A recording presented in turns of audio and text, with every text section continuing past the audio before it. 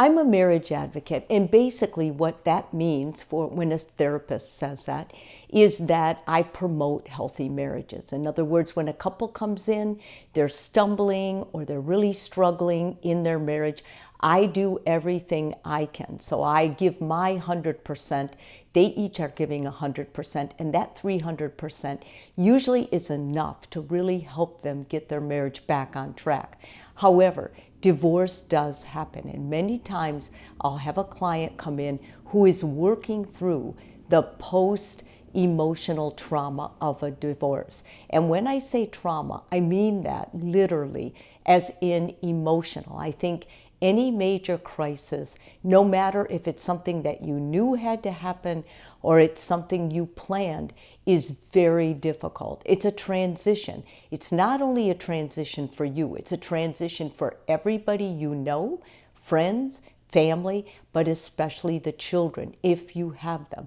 And it's a transition for your ex. This is someone who you held close, you were intimate, they know all your secrets, you confided in them, and they in you. And when a divorce happens, I don't care who you are, on a certain level, there is intense grief. So when you attach emotionally in marriage, which you do if it's going to survive at all, there has to be an emotional attachment, detachment after the marriage. And unlike a death, where you also go through emotional detachment, you're going through something that was a natural cause. Or even if it wasn't a natural cause, an accident or something terrible, it is a final thing, like your partner dies and they're not coming back. And so you're able to grieve around that. The support is better too when someone dies, because when they die, you actually have family, you have close friends and confidants.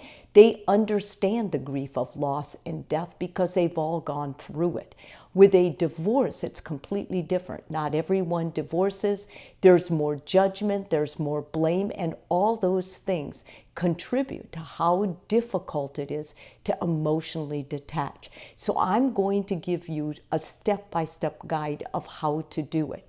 I do recommend going through it with a therapist, because I can say what to do, but for you to actually enact it and do it. And some of these steps are going to be, you're going to be in this step for 6 months, sometimes longer. It depends on how deep the betrayal was, what a sense of loss you're suffering, and how you repair that. I will say one thing, I think it's imperative that after you divorce, you wait at least 1 year before you even think about dating or giving your heart to another person, because it takes that long to really fully grasp what happened and to emotionally start the repair in a healthy way where your love life isn't going to suffer in the future.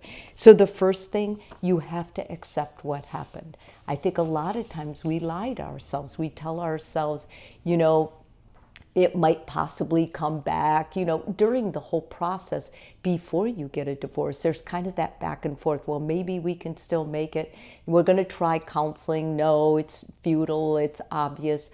When you accept what happens, that means you accept that life is challenging. You accept that life is difficult. You accept that you're not perfect, that your partner's not perfect, and maybe in another scenario you would have had the skills, but at this time, right now, you do not. For most people, accepting the divorce takes at least 6 months in their mind.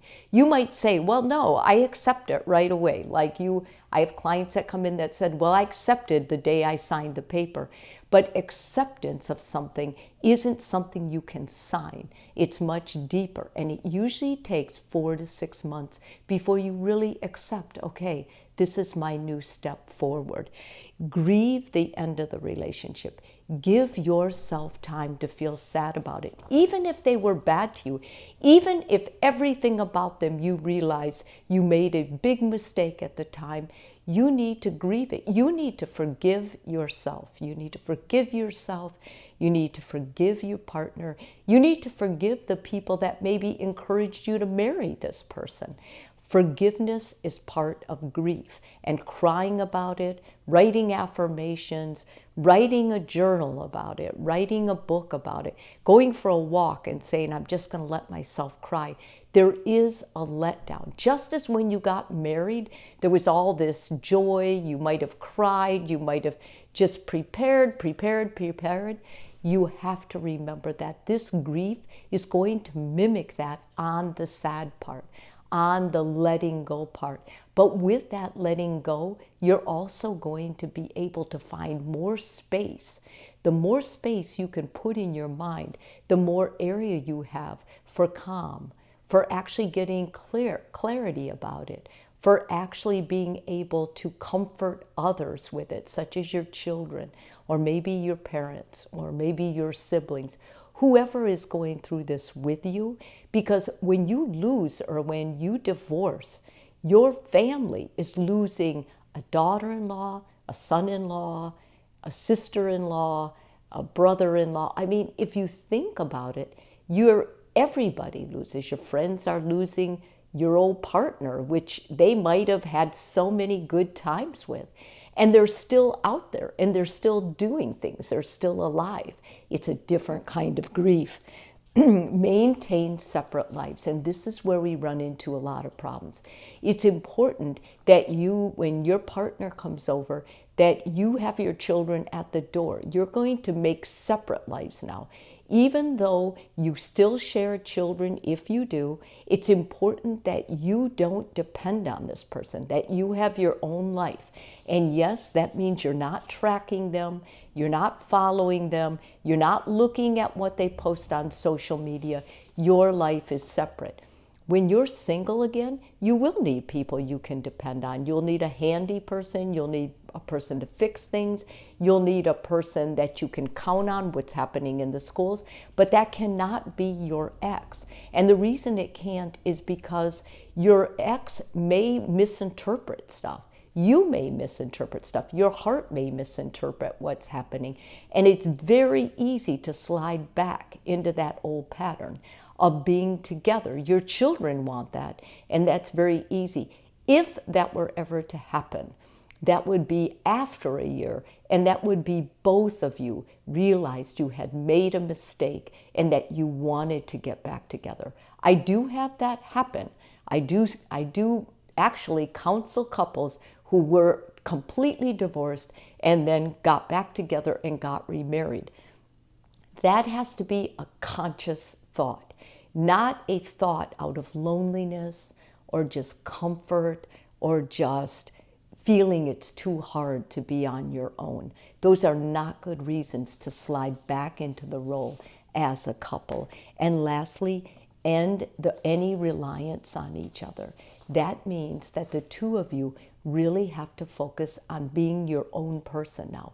Your partner's not going to remind you to go to the doctor. Your partner's not going to remind you that you forgot to pay a bill. This is not your partner's job. They're not going to pick up the house for you. They're not going to make meals for you. All these things now you are dependent for. When you do have to talk to your ex, if it's about the children, it's important that you email or you keep it cordial via text or however you communicate with them. Treat them the way you would another parent at the school or a neighbor next door, but do not invite them in. Do not encourage them, and you shouldn't be going to each other's houses and hanging out, even for the kids' sakes. After I would say 3 to 5 years, if the two of you are able to be respectful to each other and you're able to get together with your child in the presence and not have any animosity or anger, that is wonderful. And at that time, you have enough clarity to do those kinds of things. But emotionally detaching is very difficult. It looks for any opportunity to get back into that old feeling. And that's why it's so important that you complete that cycle before you are around this person again more frequently and before you allow your heart to love another person.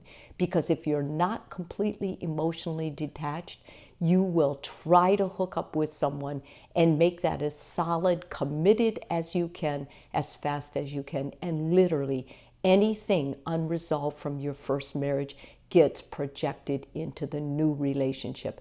And the surest way to kill a new marriage or a new relationship is to bring baggage from your old one that didn't work out into this one. This is why second marriages, second relationships usually don't last after a divorce, is just because of the pressure to project onto your partner old stuff that you didn't handle, that you didn't detach from the first time. If this video is helpful to you, please subscribe to my channel. And if you're already a subscriber, thank you so much.